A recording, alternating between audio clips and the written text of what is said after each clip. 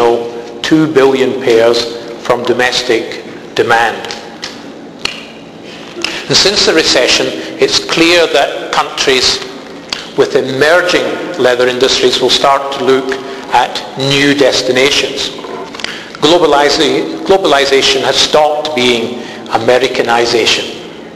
The BRIC countries, to which you have to add Indonesia, 200+ million people growing very fast, and possibly you have to put in the Gulf region extending over to the Maghreb as well. They'll become new focuses for growing consumption of huge importance.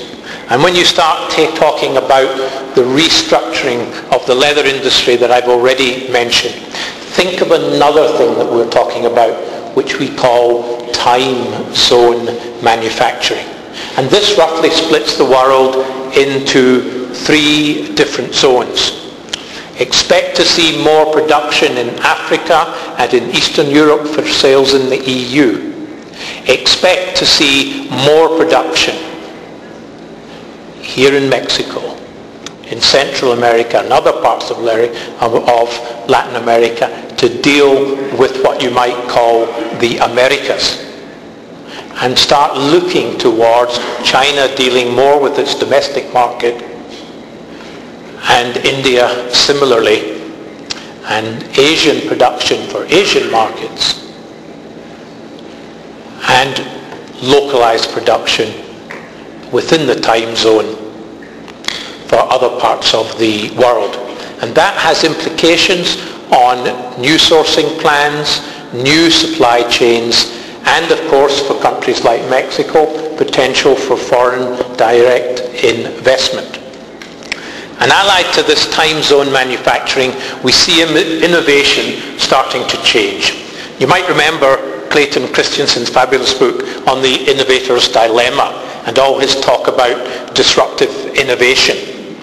And it kind of moves against our standard trend that we ought to add more features and benefits to everything, but it moves the other way to saying, no, let's start thinking about making them simpler and allowing them to do one thing, maybe 2 things really well, rather than over-engineering them and making them ever more costly. Some people call this reverse innovation. But since we've been talking about the frugal consumer as being a new trend, maybe the other term that's being used of frugal innovation is a better definition. And most of this thinking of frugal innovation or reverse innovation is actually not coming from the traditional highly industrialized companies where we expect all that innovation to come. It's coming from the developing parts of the world, where we're seeing new ideas in automotive engineering, new ideas in waste management and drinking water for the masses.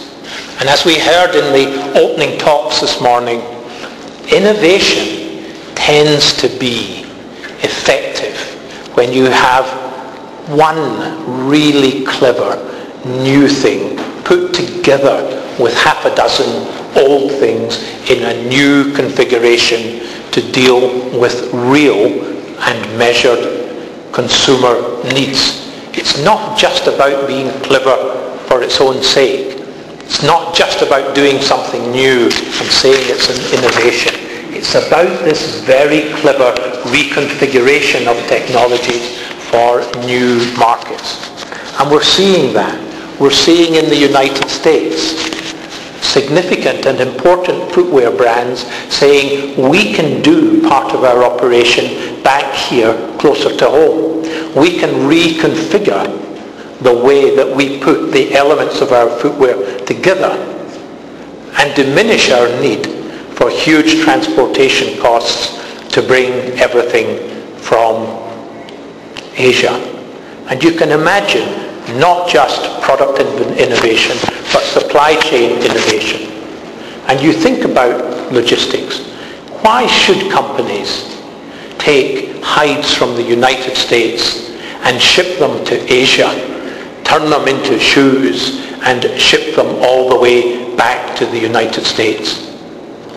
That's not a sustainable way of doing business in the long term. And it will change. And we need to think, what is our role going to be within that change? And consolidation in the industry will definitely still continue. In general, we see fewer larger units in the tanning industry. We see more tanneries with mixed shareholding rather than pure family ownership. We see product complexities, investment risks related to new plant and machinery, environmental costs, the need to deal with these strong customers and suppliers. They militate against the strong family business. And we expect, therefore, to see many more joint ventures, more vertical integration, and more experimentation with business structure. And we think the boutique tannery and the boutique shoe factory will become much better defined. It has a role. We're seeing it in Europe. They can work, but they have to be very, very clever. And environmental issues in their largest sense will play a huge role for future concerns, costs, and development, particularly of tanneries. Pressures have moved from this getting round legislation to meeting actual consumer expectations, which are reflected through retailers and brands. And some things are becoming clear. The concept of tanneries utilising only 50% of its inputs and putting the remainder away as solid or liquid wastes cannot survive even in the medium term. We need reduction, we need reuse, and we need recycling. And we need some new concepts like cradle to cradle into this scenario. The industry needs to start measuring things too, and to be transparent about the improvements and changes that it's undertaking. And associated this, we're expecting to see much more activity in the bio-based concept of making leather. The idea of replacing difficult inorganic chemicals with enzymes and smarter materials look to have a lot of long-term potential to help with our waste. And we need to start looking at some old technologies and old methods and old ways of doing things in dealing with tannery waste. An awful lot of the technology that can extract chromium out of shoes, out of leather goods at the point of end of life do exist. We just haven't bothered to commercialize them. Landfill's been available and it's been cheap, and we haven't taken the time to look at how we can extract this chromium, not just from finished products, but from shavings and trimmings, and do something useful with that waste material, or leave it with the technical nutrients extracted only with the organic nutrients that are safe to put back to land and is properly a nutrient for the future survival of organic growth within the planet. So new economics and increasingly coming to work here. And a lot of this research, which you might call has been lost, in the way that a lot of wonderful natural fibres got lost when we rushed into all the synthetic fibres and the nylons and things that we made our shirts out at the middle of the 20th century. And some of these technologies, I think, are here in Mexico. Many you see as you travel down to Argentina. They need to be replicated and developed on a worldwide basis and properly commercialise us.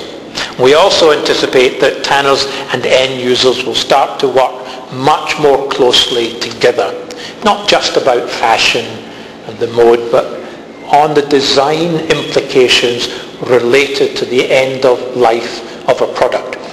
90% of the matters related to the end of life of a shoe are decided at the design stage. What materials you use, what construction you use, decides how that article can be disposed of. The designers will have to understand the technology of the components they use and all the materials that they're working with very much better. And the message here is of quality leather.